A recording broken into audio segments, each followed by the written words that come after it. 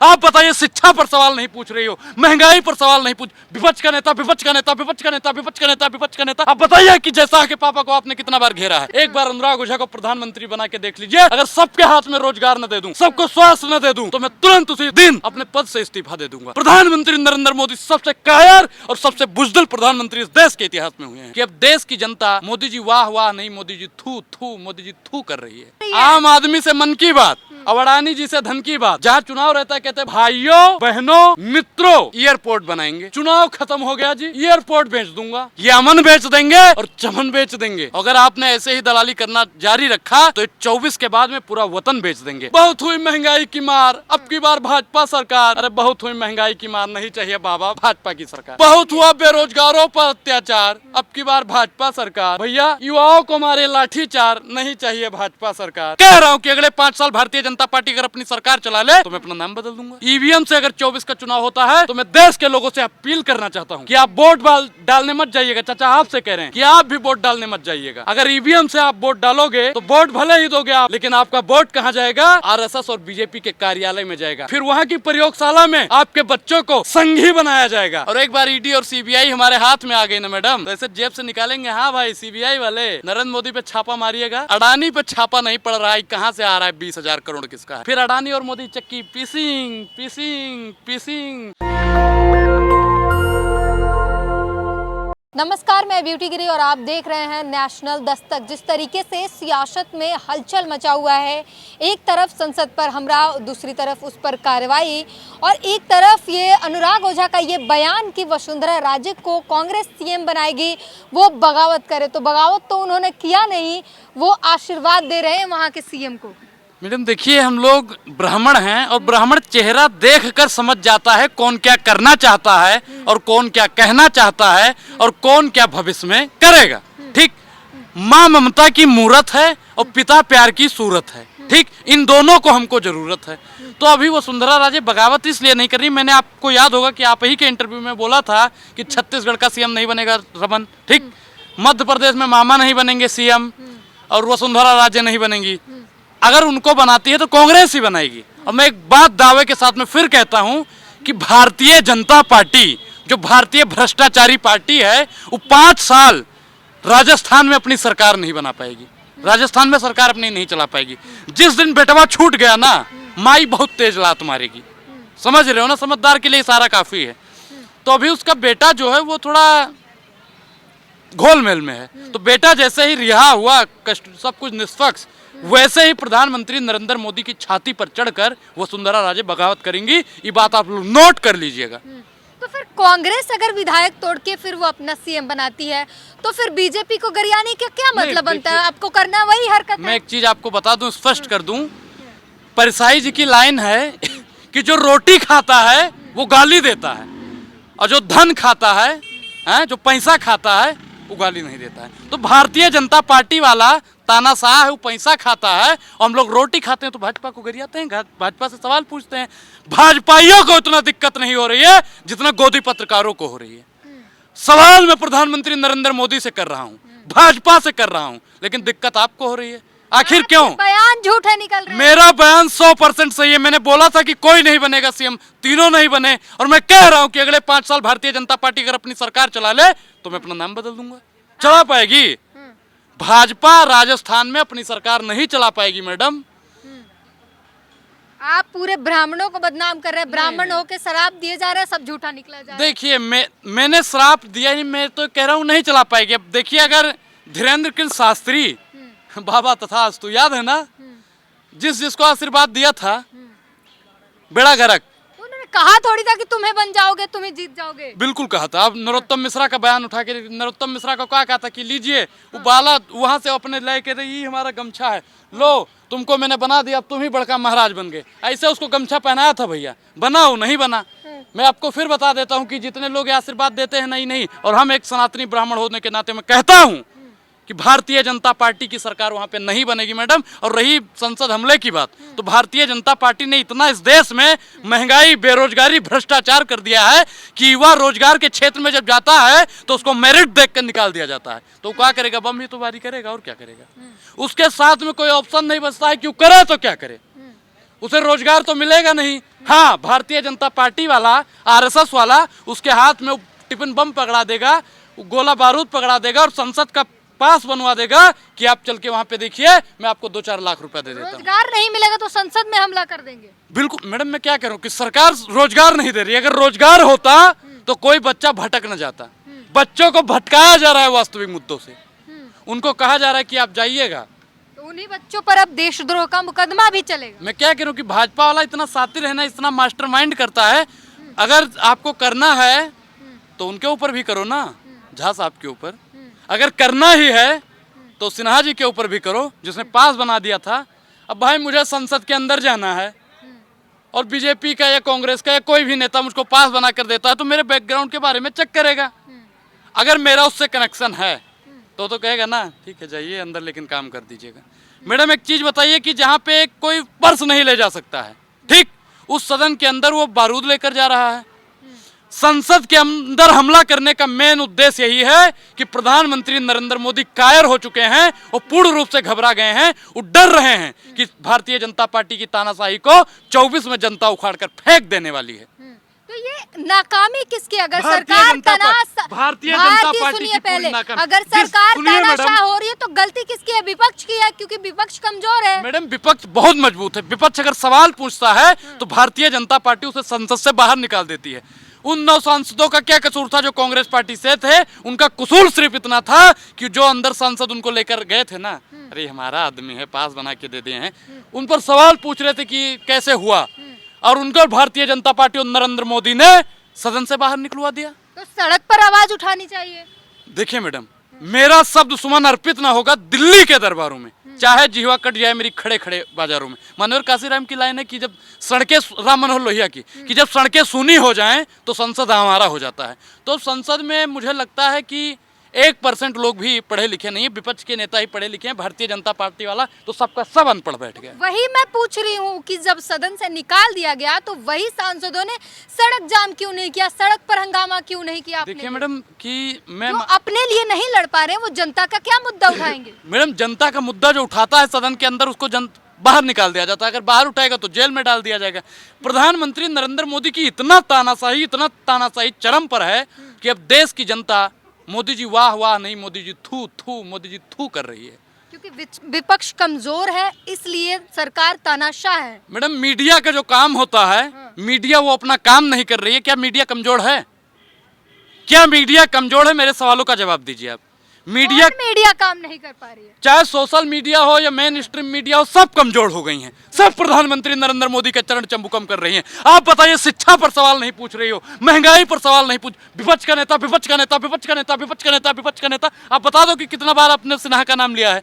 आप बताइए कि जैसा के पापा को आपने कितना बार घेरा है। आप सुनिए, महंगाई आप कम करेंगे, आप कम बिल्कुल मैं महंगाई कम करूँ। मुझे जितने भी लोग मुझे सुन रहे हैं, एक बार अनुराग ओझा को प्रधानमंत्री बना के देख लीजिए। अगर सबके हाथ में रोजगार न दे दूं, सबको शिक्षा न दे दूं, सबको स्वास्थ्य न दे दूं, देश की तमाम महिलाओं को सुरक्षित न कर दूं, तो मैं तुरंत उसी दिन अपने पद से इस्तीफा दे दूंगा। प्रधानमंत्री नरेंद्र मोदी सबसे कायर और सबसे बुजदिल प्रधानमंत्री इस देश के इतिहास में हुए हैं। लेकिन जीतेंगे कैसे अगर ईवीएम रहे? आप ही ईवीएम को बदनाम करते हैं, जीतेंगे कैसे? देखिए मैं एक चीज बता दूं कि हम लोग डरते नहीं हैं। ईवीएम का बहिष्कार 24 से पहले अनुराग ओझा और अनुराग ओझा के जितने भी समर्थक है, विपक्ष का नेता हो या पक्ष का नेता हो, ईवीएम को खत्म कर देने का काम करेगा। ईवीएम से अगर 24 का चुनाव होता है तो मैं देश के लोगों से अपील करना चाहता हूं कि आप वोट डालने मत जाइएगा। चाचा आपसे कह रहे हैं कि आप भी वोट डालने मत जाइएगा। अगर ईवीएम से आप वोट डालोगे तो वोट भले ही दोगे आप, लेकिन आपका वोट कहाँ जाएगा? आरएसएस और बीजेपी के कार्यालय में जाएगा। फिर वहां की प्रयोगशाला में आपके बच्चों को संघी बनाया जाएगा। कैसे बनाया जाएगा? जैसे अभी 2-3 बच्चों को बनाया गया है, उनके ऊपर राष्ट्रद्रोह का मुकदमा लग रहा है। तो हम फिर कह रहे हैं कि आप अपने बच्चों को भारतीय जनता पार्टी की प्रयोगशाला और आरएसएस की प्रयोगशाला में मत भेजिएगा।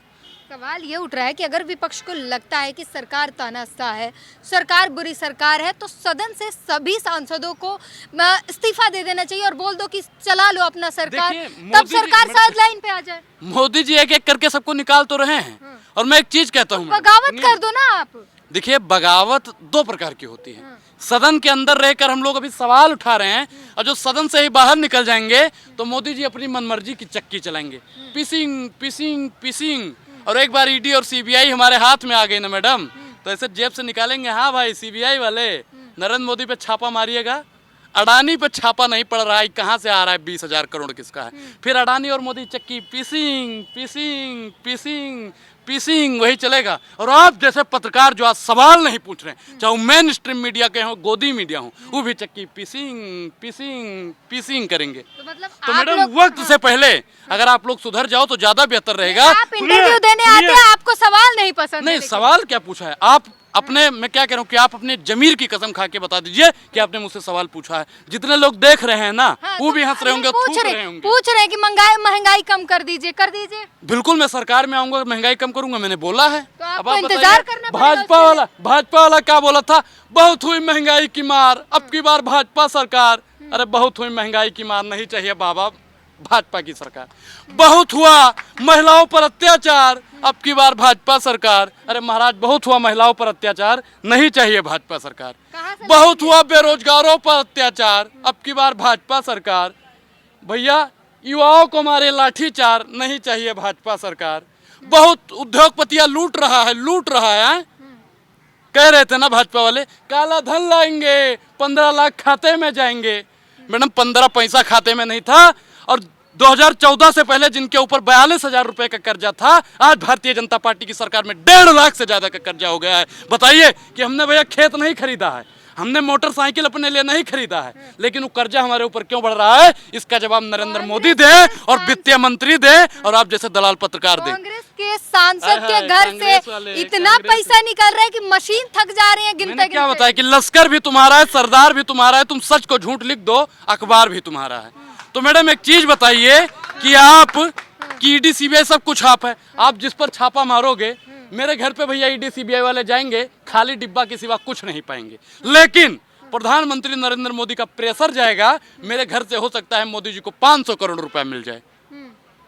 रखे हुए हैं। अरे मैडम भेज दीजिए, ईडी सीबीआई तो आपके जेब में होगा, निकाल दीजिए, चाचा के पास फोन कर दीजिए। कांग्रेस के चाचा सांसद के पास के फोन घर कर से दीजिए। निकल रहा है तभी तो मैं क्या कह रहा हूँ, मैंने कई बार बोला है कि ईडी सीबीआई अनुराग के हाथ में दे दीजिए। 303 सांसद हैं, 3-3 हजार करोड़ अनुराग ओझा न निकलवा दे उसी ईडी और सीबीआई के बल पर, तो फिर कहना कब आ रहे दीजिए एक बार। कब आ रहे सत्ता में, जनता चाहती है गरीब। 24 में ही सत्ता में आएंगे, 24 में ही सत्ता में आएंगे, और भारतीय जनता पार्टी का तलवा चाटने वालों को भी जेल में डालेंगे और भारतीय जनता पार्टी वालों को भी डालेंगे। और नहीं आए तो नहीं क्यों आएंगे मैडम, नहीं क्यों आएंगे? मोदी जी कह रहे हैं हम आएंगे 400 के पार लाएंगे, आपका कोई इसको अंधे के हाथ बटेर लग जाए तो उसे शिकारी नहीं कहते हैं।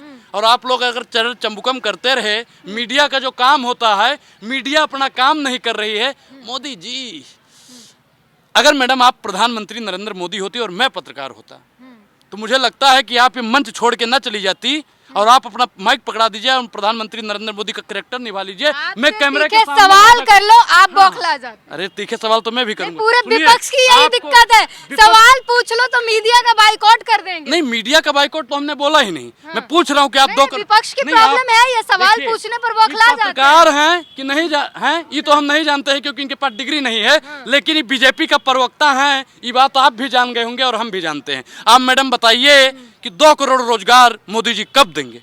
हम क्यों बताएं, जाके अच्छा, मोदी जी से पूछिए। मोदी जी, ये हम मोदी जी से पूछें? आप नहीं, अगर हम आपको बताने लगे तो विपक्ष क्यों है, आप विपक्ष में क्यों है? तो फिर आप इस्तीफा देके प्रवक्ता क्यों निकलिए, बन रही हैं? हटिए आप वहाँ प्रवक्ता से, क्यों बन- आप आप हटिए वहाँ प्रवक्ता से। क्यों बन रही हैं? मैं आप प्रवक्ता, क्यों मेरा बन रही हैं? काम है सवाल अच्छा, करना, मेरा काम है सवाल करना। बीजेपी वालों से कितना सवाल आप पूछते हो? क्या कर रहे हैं? बीजेपी वालों आप से क्या कितना कर सवाल रहे हैं? पूछते हो? आप क्या कर रहे हैं? बीजेपी वालों से आप कितना विपक्ष सवाल- में रह के क्या बीजेपी कर- वालों से आप कितना- विपक्ष में रह के बीजेपी क्या वालों कर से रहे कितना हैं? सवाल आप विपक्ष में बीजेपी क्या वालों कर से कितना रहे हैं? सवाल पूछती हैं? बीजेपी वालों से क्या सवाल पूछती हैं? इसी पर आप मान्यवर विपक्ष में रह के काशीराम ने क्या एक कर लाइन रहे हैं? कही थी। बड़ा मान्यवर सवाल- का सुनिए, मान्यवर काशीराम ने एक लाइन कही थी कि जिन्हें बचपन में चमचागिरी की लत लग जाती है, उनकी पूरी जवानी दलाली में गुजर जाती है। अरे आप विपक्ष में रह के क्या कर, शादी नहीं हुई है, आप पर्सनल शादी नहीं हुई है, आप पर्सनल क्यों जा रहे हैं? आप पर्सनल शादी नहीं टिप्पणी हुई क्यों है ना? कर रही है? नहीं, पर्सनल टिप्पणी क्यों कर रहे हैं? शादी नहीं, नहीं हुई है शादी ना? से क्या लेना देना? बिल्कुल आपसे लेना सवाल ना देना है, पूछूं, बिल्कुल आपसे लेना सवाल देना ना है, पूछूं मैं। बिल्कुल लेना देना। आपको सवाल आपकी में अगर समझ शादी में नहीं हुई है तो आपको मोदी जी आपके पति को चेयरमैन बना देंगे। करिए दलाली, अरे करिए दलाली। आपसे आए हैं, पूछा जा आपके- रहा है कि आप आपके- विपक्ष हमसे में रह पूछा के जा रहा क्या है। कर रहे हैं? अगर मुझे जवाब देना पड़े, हैं? अगर पत्रकार को जवाब देना पड़े तो आप विपक्ष तो में रह के सवाल- क्या कर रहे हैं? आप हटिए वहां से, किसी और को आने बिल्कुल दीजिए जो सवाल देखिए, हम लोग सवाल पूछ रहे हैं, लेकिन प्रधानमंत्री नरेंद्र मोदी जो हिटलर का अवतार बन गए हैं ना, हिटलर मैडम मरते दम तक एक बार झूठ बोल कर गया था, आप लोगों को मालूम है या नहीं ये बता देते हैं। उसने कभी नहीं बताया कि गुजरात में उसका एक पोता पल रहा है। नरेंद्र मोदी हिटलर के पोते हैं, समझ रही हैं आप? तो मैडम आप लोग दलाली न कीजिए, आप लोग सवाल पूछिए। अगर मीडिया ही भारतीय जनता पार्टी की सवाल वही तो पूछी जा रही है कि विपक्ष इतनी कमजोर है, तभी तो सरकार तानाशाह है। देखिए, राजा जब अंधा हो जाए, सेवा जब धंधा हो जाए, तो युग कभी मत समझो खुद को निर्बल या कमजोर, चौराहे पर अभय पुकारो चोर चोर चोर। तो हम लोग तो पूछ रहे 2014 से पहले मैडम आप लोग मनमोहन सिंह से जवाब दीजिए, तो विपक्ष- जवाब दीजिए, हाँ। जवाब दीजिए। आज एक पत्रकार अगर ऐसा सवाल नरेंद्र मोदी से पूछ ले कि आप जवाब दीजिए, पुलवामा अटैक पर आप जवाब दीजिए, सदन हमले पर आप जवाब दीजिए, महिला पहलवानों पर आप जवाब दीजिए, कश्मीर में जो आतंकी ढेर होते हैं उन पर जवाब दीजिए, सुनिए, चेतन सिंह पर जवाब दीजिए, तमाम मुस्लिम भाइयों को दाढ़ी और टोपी के नाम पर मारा जाता है उन पर जवाब दीजिए, तमाम SC ST OBC माइनॉरिटी के बहुजनों समाज के लड़कों को मोहरा बना लिया जाता है उस पर आप जवाब दीजिए। मैं गारंटी लेता हूं प्रधानमंत्री नरेंद्र मोदी उस पत्रकार को आजीवन कारावास न बुलवा दे तो फिर कहना। पूरा सवाल सुनिएगा, क्योंकि आप ही कहते सवाल हैं अगर पूरा सुनना है, सवाल सुन नहीं, लीजिए। मैं सवाल सुनने नहीं पूरा आया हूं। सवाल मैं सवाल सुनने नहीं आया हूं, मैं जवाब अपनी बात कैसे रख- जवाब मैं कैसे रोकता देंगे? हूं। बिना सवाल सुने कैसे बोलेंगे आप? बोलिए, कौन सा सवाल आप ही कहते हैं कि मीडिया से प्रेस कॉन्फ्रेंस नहीं करते, मोदी जी कभी मीडिया के सवाल का जवाब नहीं देते। आप विपक्ष जब सदन में देखिए, जा रही है आम तो आदमी विपक्ष से मन क्यों की नहीं बात, उठा रही है? आम आदमी से मन की बात, अवड़ानी जी से धन की बात, वह हर शासन तेरा खेल ईमानदार को होगी जेल। तो जो ईमानदारी से सरकार से सवाल पूछता है, अगर वो मीडिया है, चाहे सोशल एक्टिविस्ट हो कोई, या देश का कोई भी आम जनता हो, तो प्रधानमंत्री उसे चैन की सांस नहीं लेने देगा। जो डलहौजी न कर पाया वो एक काम कर देंगे और कमीशन दे दो तो देश की एक एक संपत्ति को नीलाम कर देंगे। और आपने देखा होगा मैडम, जहां चुनाव रहता है कहते हैं भाइयों बहनों मित्रों, भाइयों बहनों मित्रों एयरपोर्ट बनाएंगे। चुनाव खत्म हो गया जी, एयरपोर्ट बेच दूंगा। बेचा ही नहीं बेचा, मतलब सब कुछ बेच देने का ये काम करेंगे। ये अमन बेच देंगे और चमन बेच देंगे। अगर आपने ऐसे ही दलाली करना जारी रखा तो 24 के बाद में पूरा वतन बेच देंगे। और मैं देश नहीं बिकने दूंगा, मैं देश नहीं झुकने दूंगा, मैंने ये कसम खाई है, मैं देश नहीं बिकने दूंगा। लेकिन आप ये नहीं मानेंगे कि विपक्ष की कमजोरी है विपक्ष कि कमजोर सत्ता नहीं है। इतना मजबूत हो रहा मैं है। क्या कह रहा हूँ, विपक्ष कमजोर नहीं है, कमजोर वो लोग हैं जो विपक्ष के सवालों का जवाब नहीं दे पाता है। वो कमजोर भी है, तानाशाह भी है, बुजदिल भी है। हमने मान लिया कि वो कमजोर और तानाशाह हैं। आप ये कब मानेंगे? मान लिया। आप ये कब मानेंगे? मान तो लिया साहब।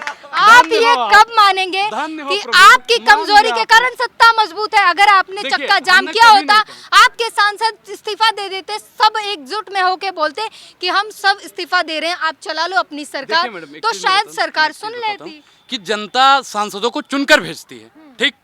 और जब अगर कोई सांसद इस्तीफा दे देगा तो उन जनता का सवाल उठाने वाला तो सदन जिनको के अंदर निलंबित नहीं है, किया मैडम। गया वो भी तो जनता के ही थे। बिल्कुल बिल्कुल। निलंबित क्यों किया गया? क्योंकि वो सवाल पूछता था।